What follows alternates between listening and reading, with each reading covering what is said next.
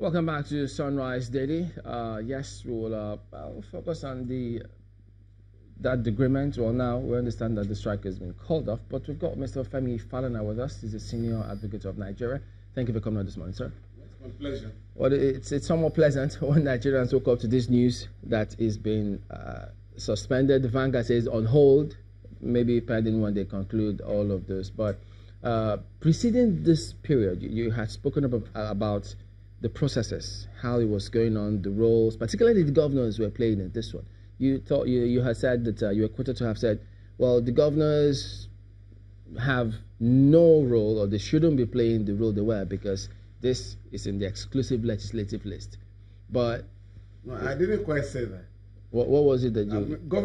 the governors are stakeholders, so they must take part in the negotiations. But not determining... But it is the constitutional responsibility of the National Assembly to determine and fix the minimum wage for the country, because this is a matter in the exclusive legislative list. And this is in line with international standards, where Nigeria is a member of the International Labour Organization, and there is a national minimum wage, convention.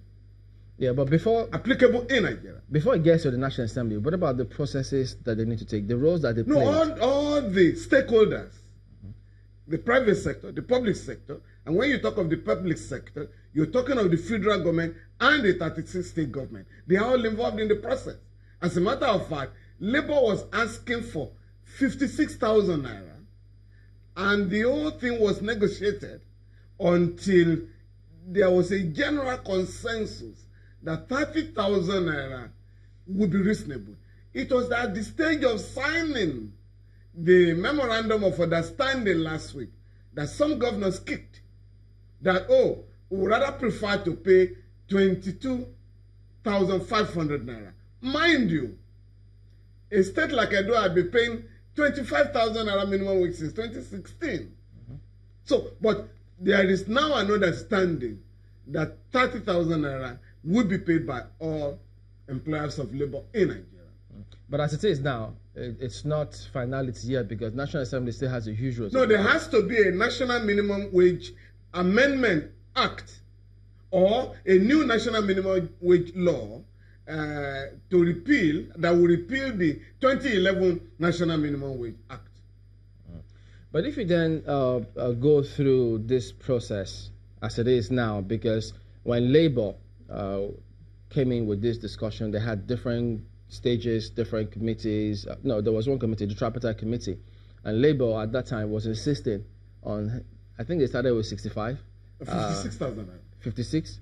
Okay, and now they've got 30. But there are those who think, look, it's not just about requesting for an increase in the minimum wage. Some think that if we don't do something about the revenue mobilization, and then the RMAFC playing a huge role here, we may just keep going back to this problem. No, I don't think so. I think what has happened is a challenge, particularly to our state governments, to go back to the drawing table and re-strategize and reprioritize. There's so much waste in government that you ask yourself whether we're a serious people. I mean, a public officer is going on the road, and you have about 15, 20 vehicles in a convoy to achieve what purpose? 2, in the Second Republic, there was what was called contractocracy, ruling a country through contractors. Our state government and the federal government will now have to sit down. Why are we not taking advantage of the public service to run the country? Why are you giving every job that government has to perform to contractors? Why? You want to fix a road? We used to have the Public Works Department in the Ministry of Works at the federal and state level. The government was fixing roads, maintaining roads. But now, if you want to fix or maintain a 1 kilometer road, or a 500-meter road, or even a 1-meter road, you call a contractor who will charge you, who will charge the government beyond what would be spent on fixing the road if you had engaged direct labor or asked people in the Ministry of Work to fix the road. You want to buy a set of computers. You are going to get a supplier from outside the government. Meanwhile, you have thousands of workers in the ministry who could just simply go to the, a mall, or supermarket and get the computers. So we must now begin to ask ourselves, can we continue to live in the past, as if we're in the past, where everybody was a contractor, a supplier, importer and exporter? No, those days are over. The business of government now has to be much more seriously taken. You have some of the best engineers in the Ministry of Works, in the Ministry of Lands, but the government does not, our governments do not use their services. We prefer to go outside. Why is that so, sir? I beg your pardon? Why do you think the government... No, in the past there was so much money that you needed to, service contractors, and friends of people in government. But now we can no longer afford such waste or prodigality. So if you save money, if you stop the waste, there will be enough to pay workers and in fact increase the 30,000 very convenient. When the movement from 2014 to 2015, the campaign period, the conversation then was, or the rhetorics out there were, cutting costs. We're going to cut cost of governance. We're going to that hasn't been done. That hasn't been done. So that hasn't been done. This is not the first time we're hearing about cutting costs of government. The question is, why do you think that the political class finds it difficult to implement that bit of cutting cost of government? No, it has to do with the politicization of everything in the country. It's not about, we're not running a cost-effective government. But as I said, in the past, the government was run efficiently. And at that time, your social services, when we were growing up, we had tap water on the streets. Have you heard that before? That was tap water. And at the time, primary school pupils were wasting the water. The tap was raised in this country. Now governors, and in the past the president, will go and commission a borehole. There was a president, I think it was General Babangida, who went to commission a borehole.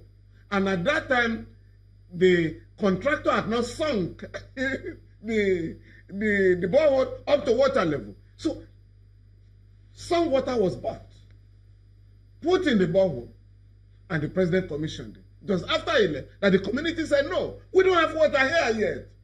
So our country was exposed to such ridicule. And what is still going on? I mean, you ask yourself, when people say, oh, we have no money, it's not true. You have money to pay a senator about 50 million naira a month. It is when it comes to paying a worker, even 18,000 naira, if you increase it to 20,000, there will be inflation. You have 350 people in Nigeria today, according to AMCON, that took loans of about 5.4 trillion naira. Now, that has become the responsibility of the federal government. That will not create inflation. Now, you have people going in and out of the country for medical treatment abroad at a colossal cost to our country. That doesn't create inflation. It is when it comes to addressing the poor, the problems of the poor. Oh, there will be inflation in the country. Such bourgeois economists are not honest. Okay. But don't the governors have a point when they say, look, they as much as they like to pay the workers, but they don't want the total personnel cost of this payment to exceed 50%, because if it does, they'll be in problems. No, it should not even be up to 50%. Because Because you must save money for development. But I'm just telling you, we need to prioritize. The inequality is so much. And this time around, I have spoken to a couple of governors. Be very careful. Because a national minimum wage does not mean a general salary review. We're not talking of a general salary review for the country. We are talking of assisting those at the lowest level of the ladder to move up a bit. So we are not now saying, oh, you must increase a salary and allowances 100% across board. If you do that, you are expanding the inequality in the society.